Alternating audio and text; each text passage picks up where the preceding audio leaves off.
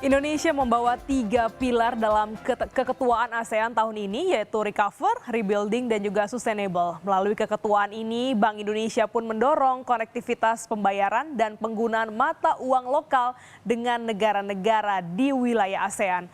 Berikut perbincangan jurnalis Kompas TV Dian Silitonga bersama Deputi Gubernur Bank Indonesia Dodi Budiwaluyo.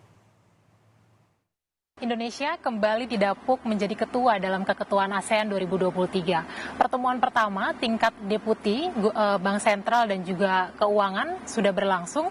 Apa saja pembahasannya? Untuk menjawabnya sudah bersama dengan saya, Deputi Gubernur Bank Indonesia Dodi Budiwaluyo. Ya, Pak Dodi, seperti yang saya sampaikan tadi bahwa pertemuan deputi ini sudah dilakukan, kemudian juga bahkan pertemuan ASEAN Plus 3 juga sudah dilakukan. Apa saja Pak poin-poin penting yang dibahas dalam pertemuan ini? Oke, pertemuan ASEAN itu dilakukan in tandem, jadi kita melakukan pertemuan di antara 10 negara ASEAN. Plus kemudian berikutnya adalah kita melakukan pertemuan 10 negara plus 3 yang kita sebut sebagai ASEAN plus 3. Di dalam ASEAN Deputies Meeting tentunya pembahasannya lebih kepada bagaimana kita membawa deliverables Indonesia di dalam forum besar ini. Salah satunya adalah mengenai regional payment connectivity, kemudian juga kita bicara mengenai local currency transaction, itu yang pertama. Yang kedua, itu yang dibawa oleh Bank Sentral. Kemudian dari Kementerian Keuangan membawa 2 topik terkait dengan masalah health. Kemudian yang ketiga adalah masalah sustainable. Jadi itu sama dengan tiga pilar Indonesia sebagai keketuaan ASEAN di tahun ini. Tentunya prinsip yang digunakan oleh Indonesia coba untuk kita bagi ke negara-negara di kawasan bahwa kita tidak bisa menggunakan satu kebijakan, tapi harus merupakan kebijakan yang bauran. Kita perlu satu koordinasi, khususnya dengan tingkat pemerintah. Dan yang ketiga adalah perlu komunikasi yang baik ke publik. Itu yang pertama. Kemudian di jangka menengah panjang tentunya kita bercerita bagaimana kita bisa mengurangi ketergantungan kepada hard currency dengan kita menggunakan local currency sebagai alat perdagangan, investasi, bahkan dalam konteks sistem pembayaran kita bisa melakukan konektivitas sistem pembayaran antar negara. Tapi apakah ada obstacle atau tantangan di negara-negara ASEAN untuk mewujudkannya? ASEAN punya perbedaan dari sisi kemajuan masing-masing ekonominya. Kita mengenal yang disebut sebagai ASEAN 5 dan ASEAN 5 yang lain. Indonesia, Singapura, Malaysia, Filipina, Thailand itu di kelompok yang pertama dan sisanya adalah yang kelompok yang kedua. Tentunya dari sisi kita melihat adalah kita membawa deliverables ini untuk semuanya, tetapi tetap memperhatikan karakteristik kemajuan dari masing-masing negara. Sehingga tentunya akan sulit kalau kita semua menginginkan modalitas yang kita inginkan, proposal yang kita inginkan, diterapkan secara persis negara yang Big 5 dengan 5 yang lainnya. Semangatnya sama yang penting. Kalau kita bicara ASEAN Plus 3, 10 negara ASEAN ditambah dengan Korea, Jepang, dan Tiongkok, ini kan kita punya kantor riset makroekonominya atau AMRO. Mungkin masyarakat luas belum terlalu familiar dengan AMRO. Bisa disampaikan atau dijelaskan Pak detail sebenarnya apa fungsi dan perannya? Oke, AMRO adalah ASEAN Plus 3, ASEAN Plus 3, Macro Regional Office, Macroeconomic Regional Office. Jadi sifatnya persis seperti kita melihat bagaimana IMF di regional. Apa fungsi IMF? Fungsi IMF pengawasan, surveillance.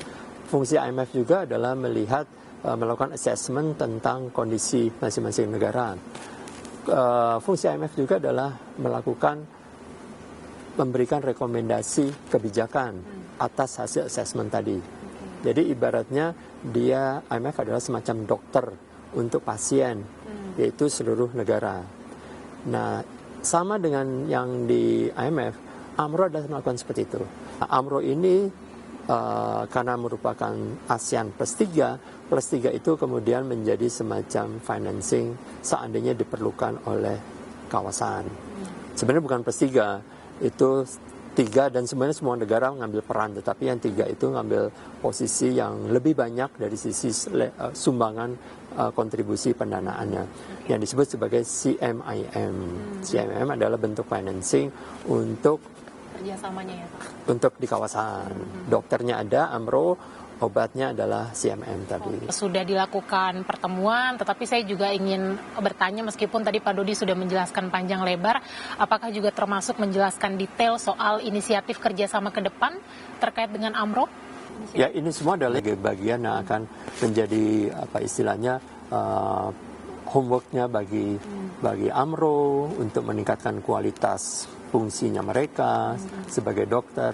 Kita juga minta untuk CMIM plus 3 melihat dari sisi bagaimana financingnya untuk lebih tentunya menguntungkan dua pihak, tidak saja lendernya tetapi juga borrowernya. Sebenarnya yang menarik atau ingin saya tanyakan Pak Dodi adalah terkait dengan bagaimana Indonesia memaknai keketuaan ASEAN tahun ini, sudah kelima kalinya.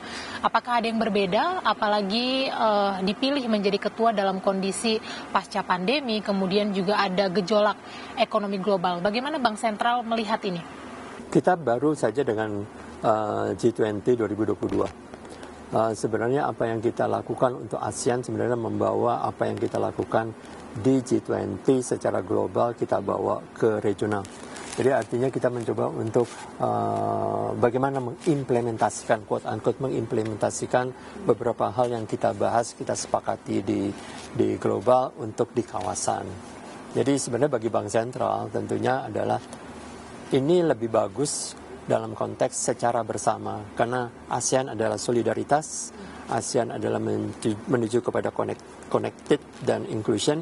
Bagaimana kita misalnya sekarang ini mencoba untuk normalisasi dari sisi permasalahan tekanan globalnya. Jadi sharing untuk mencoba rumusan kebijakan seperti apa. Sekali lagi, country circumstances.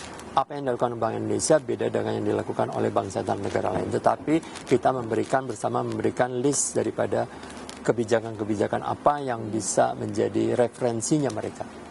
Itu. Jadi termasuk juga kita bicara masalah food, masalah energi, dan segala macam. Jadi ini sangat kritikal dan sebenarnya bagus untuk maintaining stabilitas, menjaga stabilitas makroekonomi di kawasan, sementara tetap kita, Bank Sentral tetap mendorong kepada recovery. Tapi optimistis bahwa nantinya akan sesukses presidensi G20. Kita tetap seperti itu, tetap kita melihat perkembangan gejolak di pertengahan jalan ini. Sama seperti G20, di awal G20 kita tidak menyangka akan ada perang.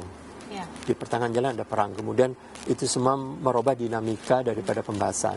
Sekarang ini mudah-mudahan tidak ada permasalahan. Meskipun di tengah sekarang sudah kita lihat adanya permasalahan di perbankan Amerika dan Eropa. Itu pun juga tetap dalam kesepakatan kemarin, bukan kesepakatan dalam diskusinya, karena sepakatnya baru besok, itu melihat bagaimana kita mengantisipasi seandainya ada impact dari permasalahan perbankan. Berarti mitigasi kolapsnya bank-bank Amerika harus kita antisipasi, Itu juga dibahas dengan tetap serius dibahas dalam pertemuan kemarin. Ya, semua serius. Semua serius. Siap. Pak Dodi, terima kasih sudah bersama dengan Kompas TV. Sehat selalu Pak Dodi.